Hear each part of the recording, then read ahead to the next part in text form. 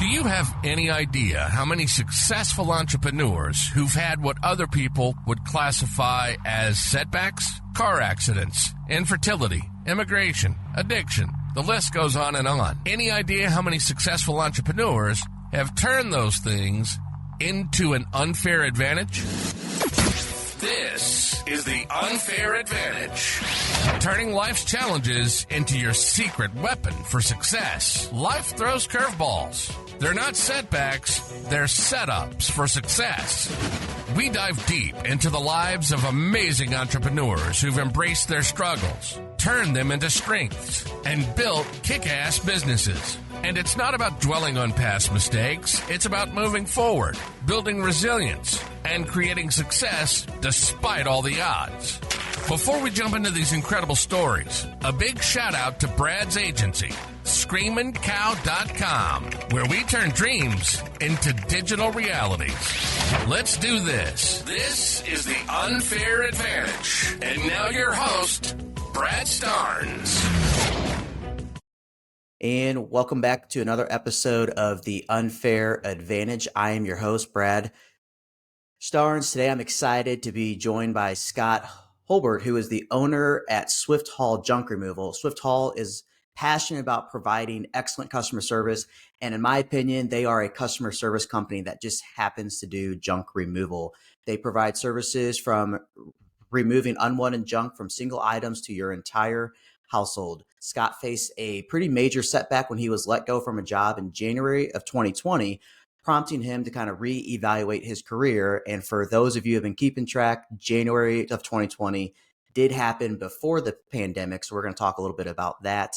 And his company is in junk removal, but he has a background as a solutions architect, which is basically experience in designing, selling, and implementing complex IT solutions. He's known for his effective communication between working with both engineers and the customer experience directly with the end user. But before we dive in, I want to let everybody know that today's episode is sponsored by Screaming Cow Marketing Group, which is a full-service marketing agency that helps home service businesses grow their leads through utterly unforgettable marketing experiences. Finding a marketing agency that cares for your business as its own is like finding a needle in a haystack. So if your business is looking for more work to do, you can call the guys who move. Scott, welcome on.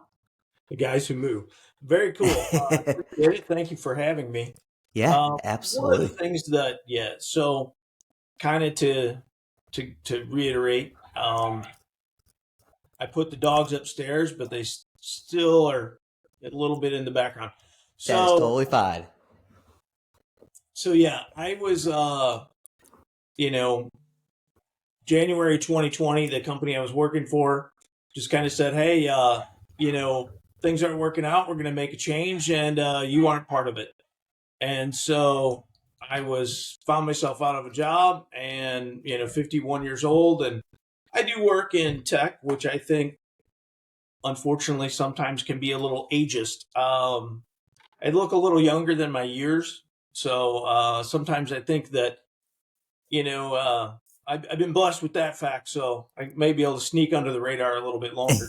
But so, I kind of made a commitment to myself, and I talked to my wife and I said, I don't want to be a one-trick pony. I want to come up with some ways that I can do some other things. And so one of those things was a rental property. So we bought a rental property and fixed it up, and then we brought a second one and fixed it up.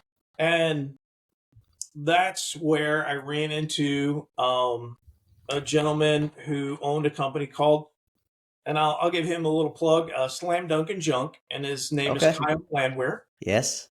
And so he came out and picked up a bunch of junk we had in the second rental we were working on, and it fulfilled a need that I had, and it was a little bit more than I had budgeted to pay for, but I kind of saw myself. I was like, wow, this is something I think I could do, kind of thinking about it. And then he started his boot camp.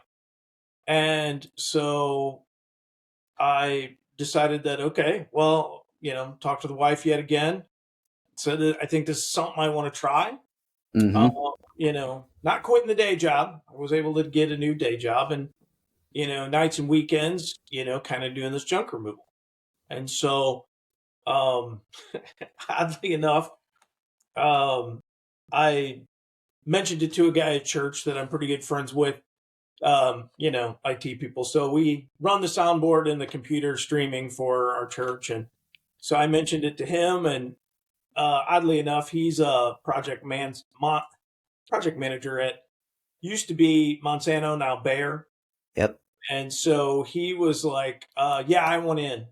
So I thought it was kind of funny that he would be interested in doing such a dirty job. But so we're 50-50 partners, and we started it up April of 23. So April 1 was our first job, kind of ironic April Fool's Day, but, Well, that's awesome. What's actually, I guess, even more ironic about that. So I went full time into my agency April 1st of last year. okay. So the same time frame, I actually volunteer with the American Legion for their Missouri Boys State program. We actually had our we have a trivia night that we throw every year, and it was on April Fools. And I'm like, this is weird because I just quit this job that I just took 6 months ago after my last business failed. And now I'm sitting here doing this, and everybody's like, hey, how's the job going? I'm like, little did you know, it's not happening anymore. I actually, like, yesterday Yes. was my last day, and this is not April Fool's. Like, I'm not joking about this. So, but yeah, I know Kyle. I was on his podcast, I guess about 2.5 months ago, seeing everything that he's done and his program and all of those things. So I was going to ask, like, where did the junk removal aspect came from? I guess it was just from seeing them and everything. You being in IT, I was like, did it start with like you were picking up like old IT computers and that kind of thing, or not? So No, yeah, just from hiring him from rental properties I had done. okay, And then, perfect. so the other thought is that my hope is that the junk removal, I'll be able to discover other properties that might not Yep. be listed for sale as of yet, and some other things that I think will be helpful. So, Yeah. it was, and it's gone through its struggles for the first year. I mean, we feel successful in what we've done, and we're able to kind of continue getting ready for the busy season for this year. Yeah. Um, and we're looking forward to it. I think it's going to be a good time, Yeah. as Absolutely. much as it can be. Yeah, so I wanted to touch on like the aspect you said twice that you had these things go on, you lost your job, and then you wanted to go out and buy like a rental property. You had to go have a conversation with your wife, and then you wanted to open up this company. You had to go have a conversation with your wife. That's something that like I do all the time. Like it's like no matter what, even like right now, like even some like small minor business purchases, like I go and have that conversation with her because I don't have another business partner. So she's like what I call kind of like my forgotten co-founder in a way. Like she's behind the Mm-hmm. scenes, all that stuff. So I imagine there's a lot of people like I know a few people who are kind of in the same space in their like career as you are, and have probably a little bit afraid to kind of like take that leap into like doing investment properties, opening up their own company, whether it's junk removal, anything like that. And these individuals I'm thinking of like likely do not have a problem like say like having that conversation with their spouse of like, hey, here's the leap I want to take. Like we've been comfortable with this job and this income and everything, but I want to add in some risk to this. So for those who are listening, like and kind of possibly wanting to go through that conversation, what's kind of some advice and everything you would say for them? Yeah, it's kind of funny because I kind of have business ADD also. Okay. So me bouncing ideas off of my wife is a lot more of a sanity check as well. Mm-hmm. So a lot of times I'll be like, "Oh, I read this article and I saw this thing and I read this video and did something like that," and she'll be like, "Yeah, no, you need to calm down. We're already doing something. Yep. Stay focused on what you're doing." And so that really helps as far as that goes. The other thing is, Casey, my wife, is really and I'll get some brownie points here. She's really on board when we do anything. So to give you an idea, like the first rental property we got, it's a small 2-bedroom house over in Overland. It's not, anything crazy. But like we pulled the whole kitchen out, and I say whole kitchen, it was like 6 cabinets, but we did all the work ourselves. We put in doors, we put in baseboards, we put in door frames, and had the floor refinished. That we did so about. There was like a 3-season room that we put in the put in insulation and walls and stuff, and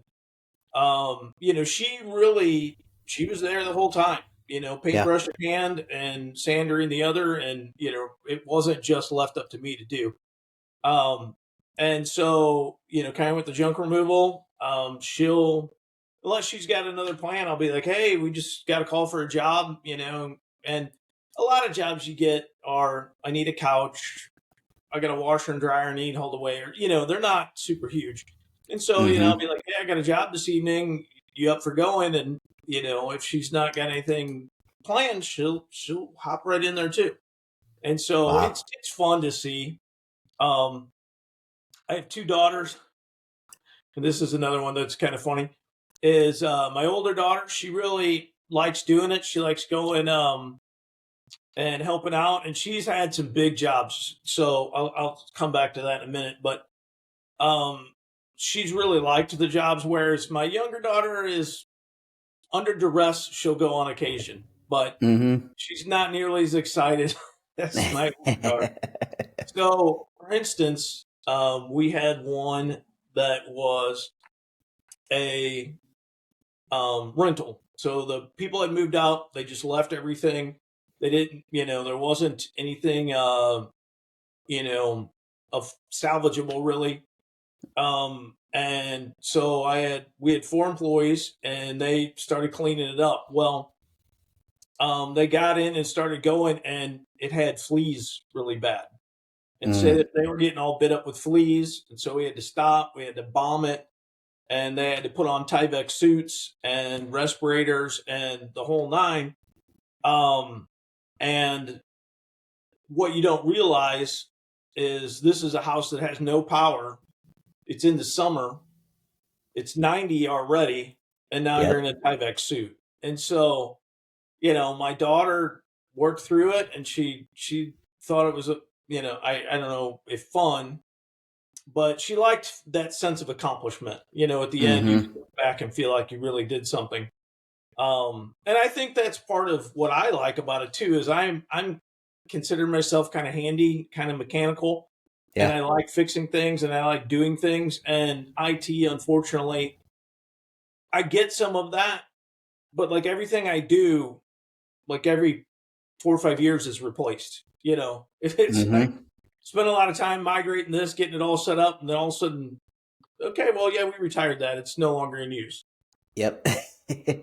Absolutely. I have a slight IT background, so I'm used to a little bit of that. And even like right now, there's the whole frenzy of like using AI and that kind of stuff. It's like in a couple of years, like not that AI is going to be dead, but there's going to be something new that people are trying to learn and push and all of that. So I want to get into like a little bit as to like how you guys market the company, you're getting the leads and the traffic and all that stuff. But before get into that, I want to kind of, and I have a little bit of that ADD, so I'm bouncing around here, but I want to get into kind of like you losing your job and all of those things, and kind of the reevaluation of your career path and all that. In a lot of people, like when that happens, like I went full time into the business April 1st of last year. By I think it was June 5th, my wife was laid off from her job, and that was like income. And I went full time into it. I did not do the smart route that you did, and you went and found another job, but also like found this other flow of income coming through. And so like it was like we were dependent on that income. But going through that, like really changed some of the way we thought about things. Actually, in a way, I'd say made us a little bit more humble about certain aspects. But curious as to how that's kind of like at the time it was like a setback for you, but now looking back, like it probably sets you up for success in a huge way. either for the rental properties and or for the junk company as well. Well, and I think that's true because had that not happened, if I continued on that path or I switched jobs on my own, but never really had any disruption, I don't think I would have ever committed to doing either the real estate or the junk removal.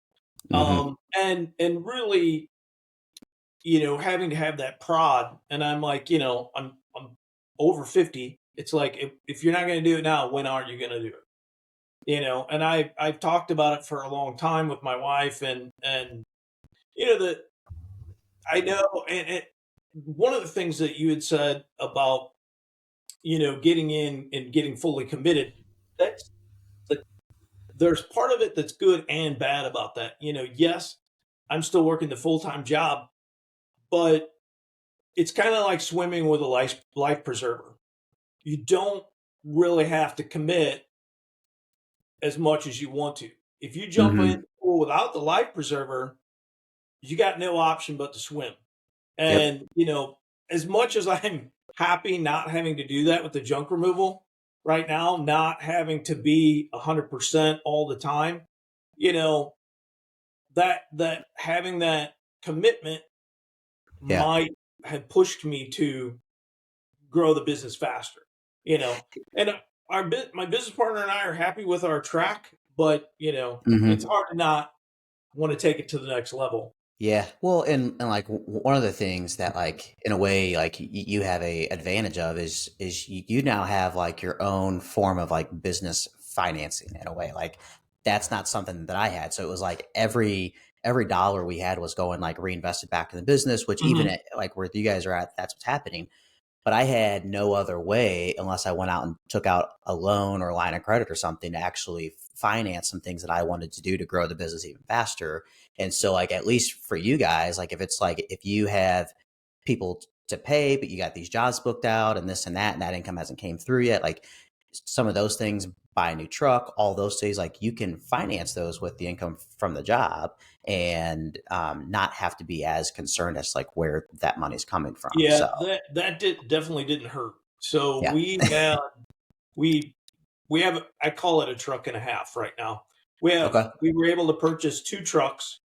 The first truck has worked out well. We have it wrapped with our logo. It's featured on our website, the whole nine. And then the second truck, I wasn't so lucky with picking out. I always think I'm the mechanical genius. But it was cheap for a reason, we'll just say. Yeah. And so we've got it up and running, and we're using it in times when we need a second truck. We have to we have to take our truck in for maintenance on Monday next week. Hmm. We're using it, but we haven't spent a ton of money getting it relettered and getting it Yeah. wrapped and all that kind of stuff. Trying to decide, and that just like you're saying though, that was a big thing. A lot of guys get into junk removal. They'll rent a rider truck or a budget truck and do jobs, and just basically rent as they need it, and then use that to kind of get started. And we were able to buy a truck outright. We paid cash for it.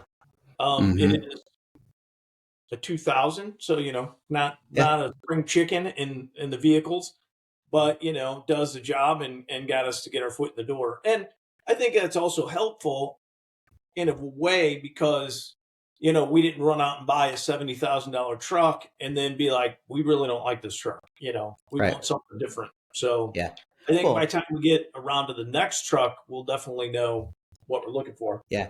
And you guys didn't go buy like a super costly truck, not even knowing if you guys were going to enjoy doing Oh junk yes, removal at all, right. which is always a big thing. Like people put these like this investment into things, and then they're like, I don't even like this. Like there's a lot of people who get into it for like the money and that kind of stuff, and like money's great, but it's like if you aren't happy doing what you're doing, then the money really doesn't matter at all. Like you have to really enjoy what you're Oh yeah. doing. Like I probably, unless I had like other people running the company, I probably would never own a junk removal company because I did growing up. My dad would have to work at the banks doing like foreclosures and everything like that. And I would every once in a while have to go like help clean out like a property. And I mean, it was kind of like the one that you were just telling me. And like after a couple of those, I'm like, I'm never doing these again.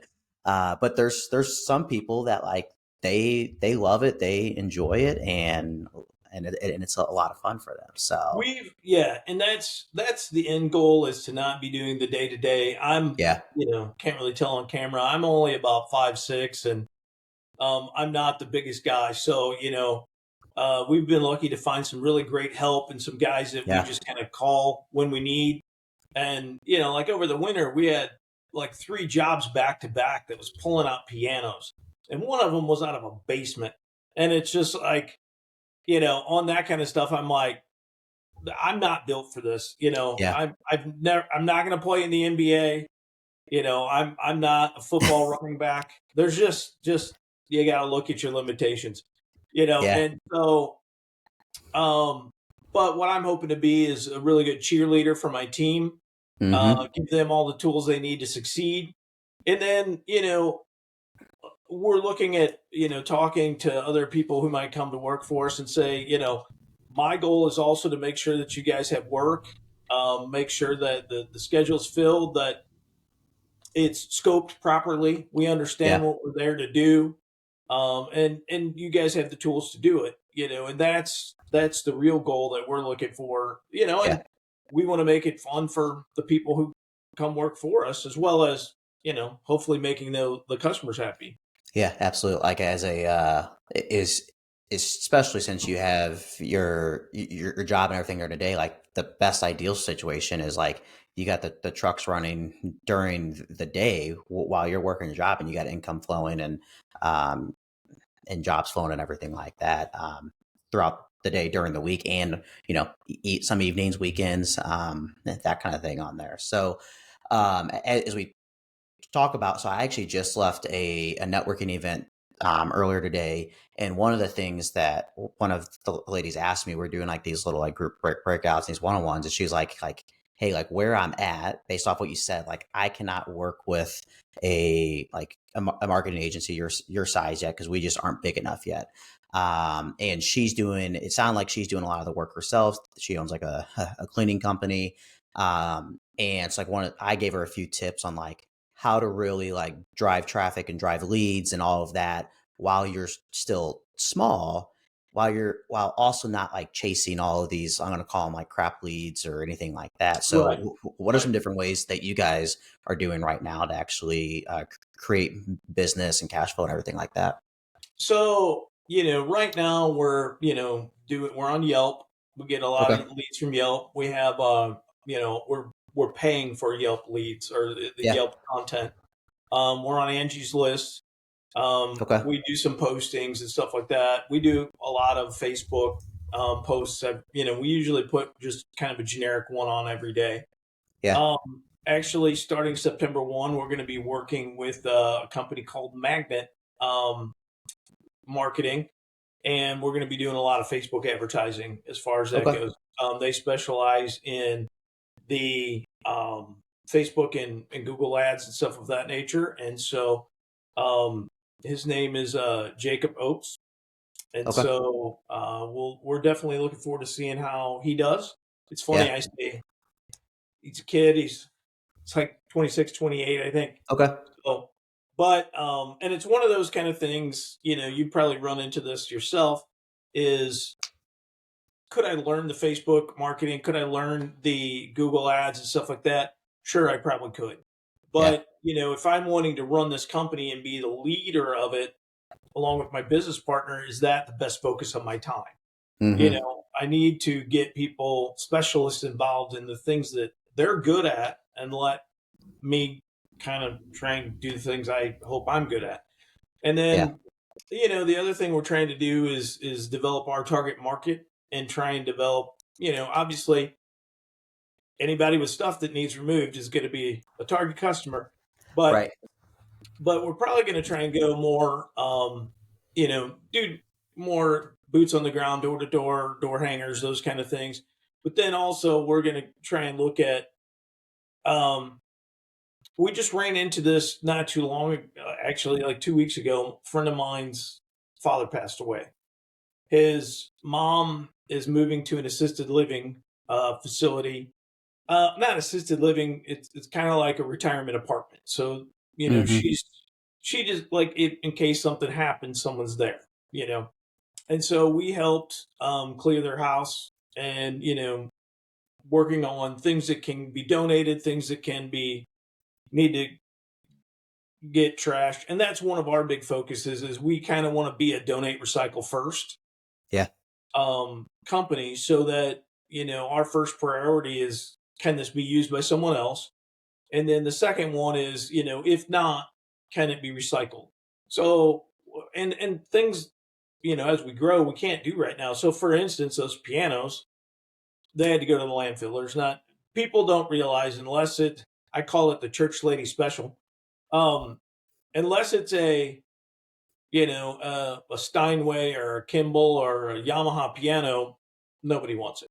Hmm. And so, but if we had the space to disassemble it, there's a lot of cast iron and metal that we would like to be able to pull out of it and recycle. But, Right. unless we're doing it in my garage, which is already full of things that we're working on recycling, it's kind of difficult. And Yeah. so, but that's kind of, where we're looking to go in the next steps. Yeah. Yeah. Have you guys ever used the Google local service ads? It's like I think it's the acronym is Google LSA. We're not on the Google local service. I don't believe currently. We are listed in Google. Okay. We have that kind of stuff up and going. We had a gentleman design our website that is very familiar with like SEO type Yeah. layouts in Yeah. websites. So we have that Yeah. set up well. Absolutely. But Yeah. That's the for those who are listening, the Google LSA ads are like the new lead platform that Google just rolled out probably within the last couple of years. And it's amazing to me like how many people like have actually like never heard of it at all. Cause like Google has like the regular ads and that's like anything that says sponsored on Google, but then they have right. like where it says Google guaranteed. Those are the LSA ads. And what's awesome about those is you only pay per lead, you don't pay per click. So the regular ads are like when you guys are doing it through Yelp, I think even Angie's List, that kind of stuff, you're paying per click that every time somebody like clicks on your profile and all that. Mm-hmm. Versus with the Google LSA, if somebody clicks on your profile and like goes through your Google business like listing and everything, they look at your reviews, your photos, all that stuff. It doesn't cost you anything until they give you a call. And then if let's say you only do residential junk removal and somebody calls and says, hey, I want you to come clean out this, Office. Right. this Yep. office, then you can actually reject that lead and not pay Google for it because you have it listed on your profile that you don't do office junk removal, that kind of stuff. So it's like we're telling a lot of people like that. That's what I told this lady today. I'm like, if you do anything, like make sure you do the Google LSA ads because it's a very lucrative option for people Mm-hmm. to be able to convert and everything. And like you don't have to have versus like Google ads and Facebook ads, you have to have this ad budget that's just running and you have to optimize and everything. And you're hoping that you get leads out of it and that they are quality leads and they convert versus this, you're only paying when the leads come through, which is awesome. So, but so, and then in terms of like growth and everything, I know whenever you and I were chatting on Facebook, you had said that like you guys have or you're looking at possibly bringing on like a office manager or business manager to kind of handle a lot of the day to day. Yeah. So we currently have it's my business partner's sister. Okay. The nice thing about everything being virtual these days, she's actually in Peoria. And she, that she answers our phone. So the phone calls go to her. Okay. And, she takes care of scheduling and like, we work together on pricing different jobs and stuff like that. So, but right now until we see how 2024 is going to play out, we haven't really, we're trying to see if we can afford to hire someone full time or not yet. Yeah. And the neat, so anybody watching this that wants to learn the junk business and or just business in general, we're trying to get somebody who could start on the truck as a lead, and that you got to be we 21 or older for our insurance, and so we have to that's like the first hurdle. And then we want them to be able to run a lead, or be the lead of the truck with an assistant, and then once they do that and we get busy enough, we'd like to get once we have a team on a second truck, then we would kind of want to have them be an operations manager and start working on scheduling and Okay. follow up, and keeping track of things as well. um Making sure that things are going as planned. And so that also kind of dovetails into a location. Like I said, right now we're just running it out of our garage, and we're just doing it. We have our trucks at a storage lot, and so we just go pick them up when we got a job and run do it. But we're missing out on the ability to recycle things and do be able to do the full mission of what we're trying to accomplish by not having a Yeah. location. But that's all in due course. Yeah. Well, I'll go ahead and put this out here for anybody who's listening who may either be that person or know of somebody who may fit kind of within what they're looking for. Obviously, it sounds like maybe not right this exact minute is the timing for it, but I'm a big believer in like building those long-term connections and relationships. Like I'm already, one of our next hires is going to be a account manager, because right now I'm doing sales and account management. I have a team who handles all the fulfillment, but like sales and account management, and like that's kind of the next hat I have to hand off. And so I'm already like nurturing and having those conversations and kind of have in the back of my head like a few people who that like next hire might be. And those people know that I'm having these conversations with them and building kind of that relationship, because I have that intent in mind, but they don't know when it's going to be. I don't know when it's going to be. So we're kind of just, going along as we can. So for anybody who's listening and thinks that they are what Scott's looking for, definitely would recommend reaching out. So, well, and kind of probably real similar into your business is, we're going to be pretty much an open book with them. And that's why I say it's kind of like, a dirty master's degree, if you will, is, we're going to be pulling up to a job, assessing what the charge might be, assessing what the costs are going to be, helping us do, other marketing development, whether it be, online or boots on the ground, or how we're going to do that. We want someone who can provide that input, not just, pick up a couch and get rid of it, and that's I think going to be the harder part is, we're putting a lot of time, and you are too, you're putting a lot of time and effort into this, and you want to make sure that hire is fulfilling your mission at moving forward, not just, somebody to, and Kyle said this too, when I was working, I'm working with him, and he said, you don't want somebody to just warm the seat. You really need that somebody who has the same vision. And, it's going to take some time, but I believe we'll get there. Yeah, I'm almost done reading the book "Good to Great" by Jim Collins, and he talks about the concept of you have like the right bus, whether somebody's the right fit for being on the bus at all, and then you have the notion of are they on the right seat on the bus, and if not, can you move them to a different seat, or is that seat available? Otherwise, you got to get them off the bus as fast as you can so you can get somebody else on the bus. Correct. Which is a lot of what you have to do. And you also don't want to be in a position where you invest in these people and then a couple weeks, couple months down the road, they're like that they're done. We hire a lot of talent in the Philippines, which has been awesome for us. I love like the culture and our team members, and recently now it's like I think like 60 degrees out today, but like a couple weeks ago it was like -5. It's very warm in the Philippines, so like when I'm complaining about being cold, they're sending me pics of like the beach and all that, thinking it's funny, which it is, but it's also not, because I was cold. But I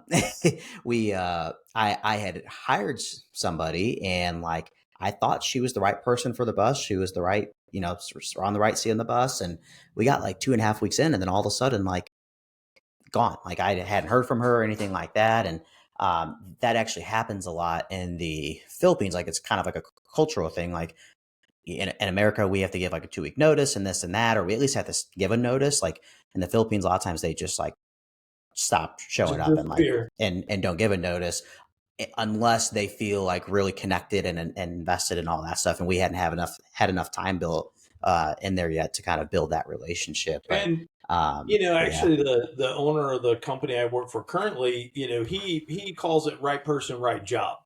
Hmm.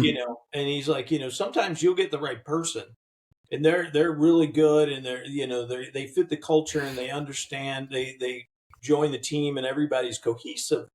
But maybe you hired them for outside sales, and that's not their forte. Yeah. Maybe they're more a behind the scenes customer service person. They might do good at junk removal, picking up, and making customers happy, but they're not going to be the one trying to get an appointment. Yeah. Um, Absolutely. you know, and so making sure that you have that connection of right person, right job, I think is going to be important going forward. Yeah. Um, and the same thing that you're going through is it's if you have 100 person and people and you make one bad hire, it's not. But if you Hmm. have 3 people and one of them's the Yep. impact, it could be very, very drastic. And so Yeah. I think that's one of the things that we're kind of being cautious about, is making sure we got that right fit. And by the same token, we need to make sure that we're going to have the business to sustain that employee year round. Because for some reason, people don't get rid of stuff in the winter. We know you got it. You Yep. just need to get rid of it. But Yeah. it's fun. It's kind of cyclical, kind of like landscaping or what have you. Everybody is interested in, and I guess they're doing more move. People are moving houses and doing that kind of stuff more in the spring and summer. But Hmm. the hard part is in the winter, being able to keep that person busy, making sure that Yep. they're still able to get, we're able to keep them on the payroll and Hmm. keep them active and engaged.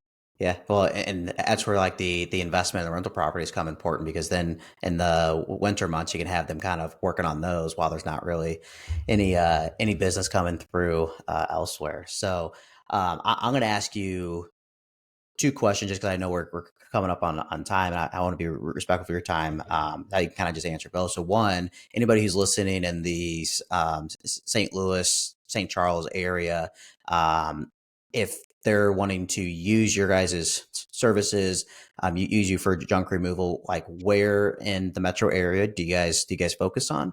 Um, And yeah.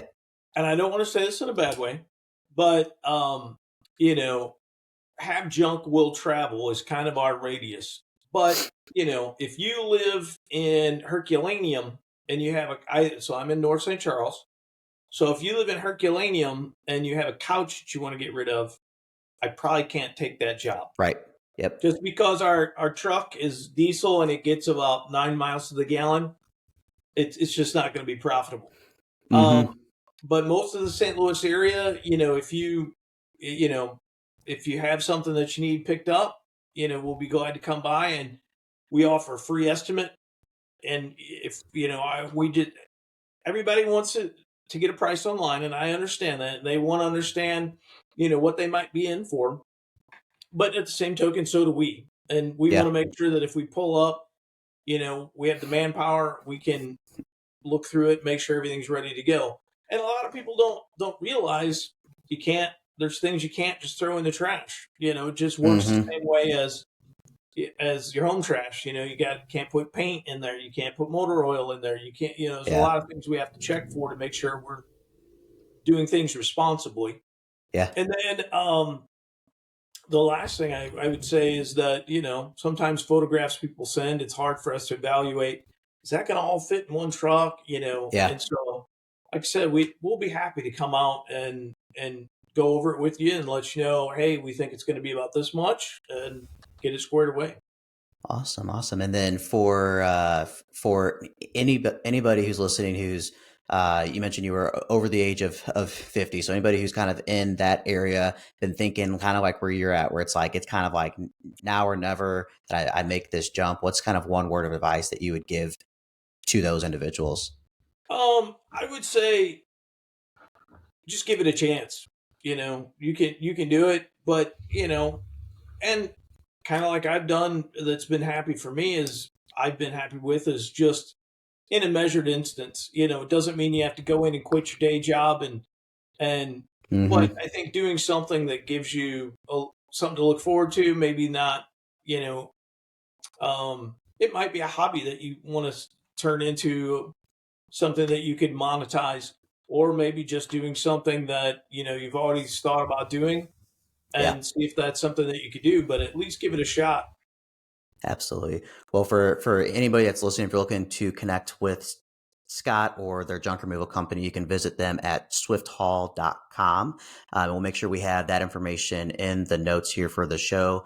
Scott, thanks again for joining me today. This was a great conversation. And for anybody who's listening, please don't forget to like, subscribe, and leave us a 5-star review so we can continue to produce more episodes like this. And if you're online on Facebook, Instagram, LinkedIn, anything along those lines, please share this episode so that we can get Scott and his company out there for everybody to hear. Until next time, this is your Unfair Advantage. Thanks a lot, Brad. I appreciate it. Yeah, thank you. You've been listening to The Unfair Advantage. We're all human. We all make mistakes. But Brad's mission is to turn those into useful tools. Tools that can propel you forward like you've never imagined. He's not an expert, but he's been in the trenches. He hit rock bottom when his fintech company folded in 18 months, and he was knee-deep in the poor me attitude. But you know what? He bounced back, and now his mission is to help you do the same. We hope you've enjoyed the show. Make sure to like, rate, and review. Visit the website at bradstarnes.fyi. The podcast URL is unfairadvantagepodcast.com. And find Brad on Facebook and LinkedIn at Brad Starnes Official. See you next time on The Unfair Advantage.